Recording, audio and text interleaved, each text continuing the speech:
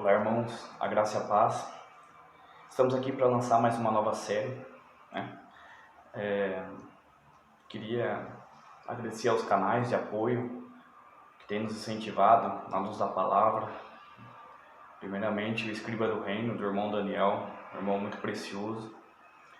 Também o Exibindo Cristo, do irmão Joinville. E o Evangelho em Foco, o João Camilo,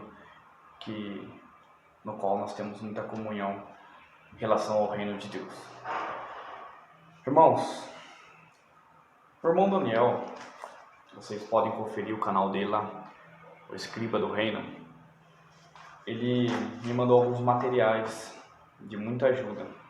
Então esse material aqui é um comentário de Mateus 7, extraído do livro The Great Purposes, do volume 4, do G.H. Pember.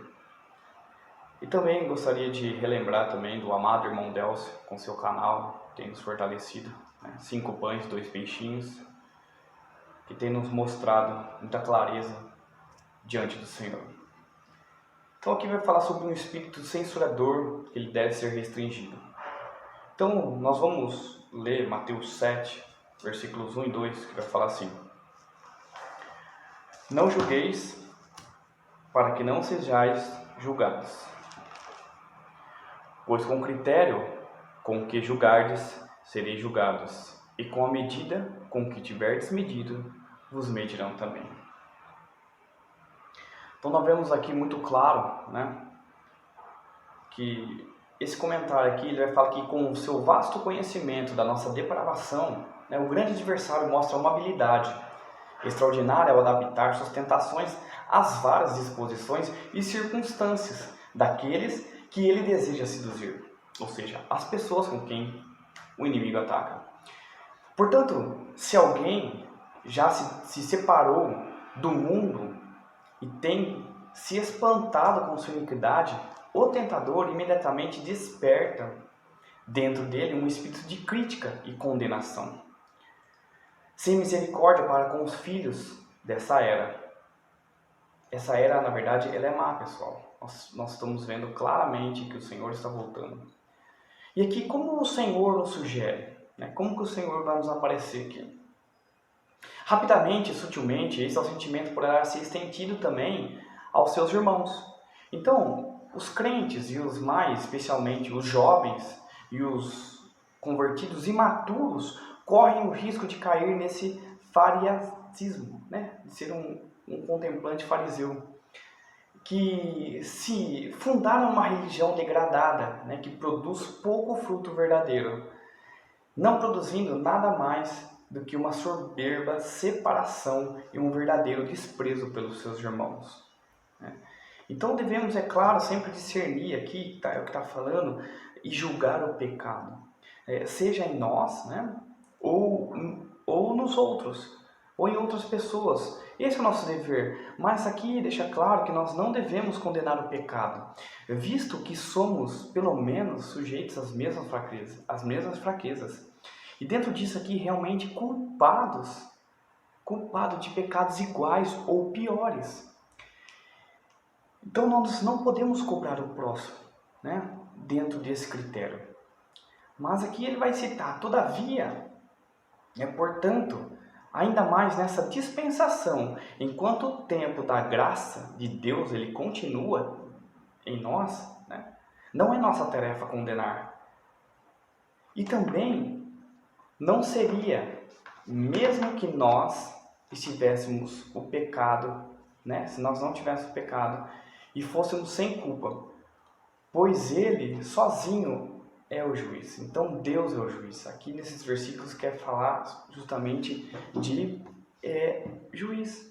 Então, como Tiago solenemente declara, né, nós podemos abrir lá em Tiago, eu já tenho aqui no rodapé, que vai falar que é um só legislador e juiz, aquele que pode salvar e fazer perecer. Tu, porém, quem és que julga o próximo? Então, Tiago 4,12 nos retrata isso. E aqui, o que ele quer dizer com essas coisas, né? Com as palavras para que não sejais julgados. Devemos, é claro, entender julgados por Deus. Quem faz com que a justa regra, né, que fala olho por olho, dente por dente, seja imediatamente posta em prática, se nós não perdoamos como fomos perdoados. E se não nos abstermos de condenar uns aos outros, nós com certeza nos medirão, né? Porque com a medida que você medir, será medido também. Então, dentro dessa linha aqui, vai falar também o cisco e a trave, lá de Mateus, né, 7, versículo 3 a 5. Por que vês tu o argueiro no olho do teu irmão, porém não repararás a trave que está no teu próximo? Ou como dirás a teu irmão, deixa-me tirar o argueiro do seu olho, quando tens a trave no teu? Hipócrita, tira a trave do teu olho, e então verás claramente para ti o argueiro do olho do teu irmão. Então, dentro disso aqui, depois de tratar de modo geral da prática e julgar e repreender o Senhor, vai falar aqui para nós que esse mesmo sentimento e prática, ao serem exercidas em relação aos irmãos, isto é, né, aqueles que são da família da fé. O provérbio do cisco e da trave era usado com frequência nos ensinamentos rabínicos, né? Então, dentro da natureza, dentro disso aí, ele quer naturalmente ter uma monstruosa diferença entre uma partícula minúscula de madeira seca ou palha e uma trave.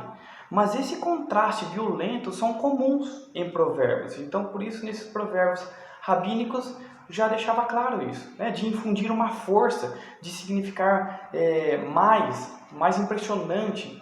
Ou seja, uma cena aqui ela é descrita literalmente algo impossível no mundo real. Então, no entanto, ela pode ser literalmente muito verdadeira em sua aplicação espiritual. Então, não atribuir um cisco a uma pessoa que a censura e a trave, aquele que prontamente detecta a culpa. Então, ou seja, a trave mencionada aqui nesses comentários é como uma censura. A trave é como a culpa do irmão.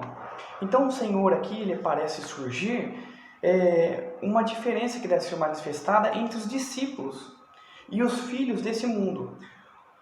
Porque, enquanto os últimos são propensos a magnificar os defeitos, né, de seus vizinhos, dos seus próximos, dos seus irmãos, e atenuar seus próprios, né, nós, né, ou atenuar alguma coisa dentro de um irmão que não cabe a nós.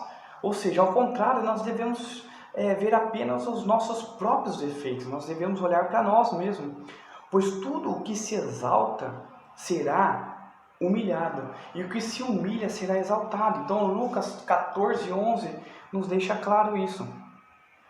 Então devemos ter muito cuidado, não devemos procurar, né, por falhas em um irmão. Então nós devemos primeiro olhar para nós. Então esse sinal de alerta dessa primeira série é para que o Senhor possa crescer em nós. Então, que o nosso vício da natureza caída, que nos impede vigorosamente de amar o Senhor, de obedecê-lo e de ser um escravo do Senhor e não um escravo do pecado, que isso possa falar em nosso coração, porque nós não podemos cometer esse crime, né, de uma severa condenação do nosso irmão para com o pecado, de qual mesmo nós somos culpados também. Então, que o Senhor possa achar caminho para crescer em nós. Assim como o G.H. Pember, como esses irmãos dentro desses comentários nos avisaram e nos caminham para o reino, que o Senhor possa crescer de glória em glória em nós. E que nós possamos ser encontrados como uma figura íntima, assim como fala em Cantares: arrebataste o meu coração e o teu olhar para mim. Que o Senhor possa falar isso para nós. Henry, arrebataste o coração para mim e o seu olhar fixou em mim. Então que os nossos olhos possam ser fixos no reino, fixos no alvo. Ser como Watchman Nee, Jonathan Edwards, como G.H. Pember, como Taylor, como esses heróis da fé.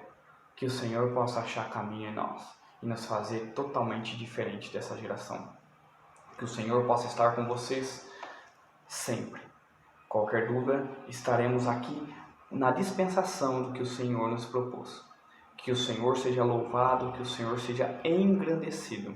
Em nome de Jesus. Até mais, amigos!